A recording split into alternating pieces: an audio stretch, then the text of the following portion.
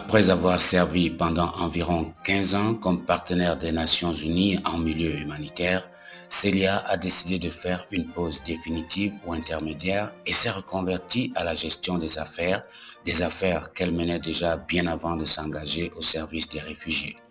Célia fait partie de ces brillantes femmes qui ont pris l'habitude d'exposer leur vie au quotidien en zone de guerre ou de paix, à apporter leur contribution au processus de développement local et international, des actions souvent restées anonymes mais que notre agence a décidé de vulgariser dans son programme FOTOP en cette semaine de la femme 2023.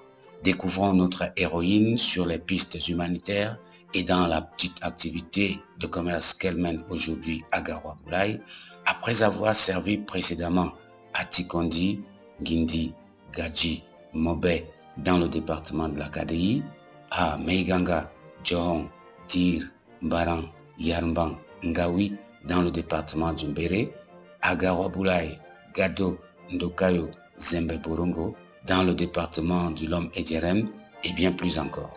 Les images parlent d'elles-mêmes. Les femmes comme Célia ont un potentiel sérieux qu'il faut vanter et ce n'est que la fierté de toute une nation, une preuve que les femmes sont des actrices silencieuses de développement et doivent être soutenues et reconnues par la communauté internationale.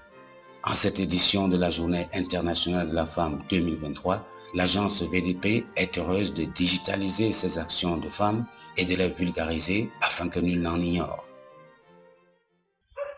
Oui, j'ai arrêté dans l'humanitaire. L'humanitaire, d'abord, c'est un beau travail, un très bon travail, mais il faut penser aussi à arrêter pour devenir autonome parce que je ne pouvais pas travailler dans le livelihood en demandant aux bénéficiaires, à nos frères et nos sœurs d'être autonomes et qu'après moi-même, je ne puisse pas être autonome.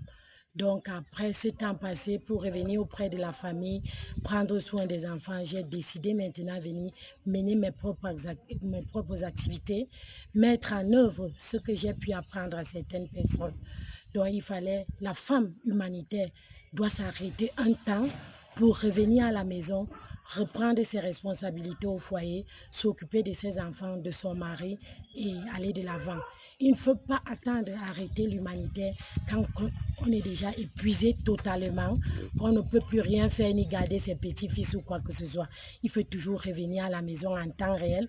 Avec un peu d'énergie. Oui, avec un peu d'énergie, oui. Lorsqu'on a déjà pu pousser les enfants, pu donner de son service à d'autres personnes et son expérience, il faut rentrer à la maison, prendre aussi soin de ça et se réjouir de cette époque et de ce temps et vivre paisiblement. C'est ça qui a été ma motivation, que je ne dois pas finir dans l'humanitaire toute une vie et que je rentre, je n'ai plus de force pour ma propre vie, pour ma famille et pour mes enfants.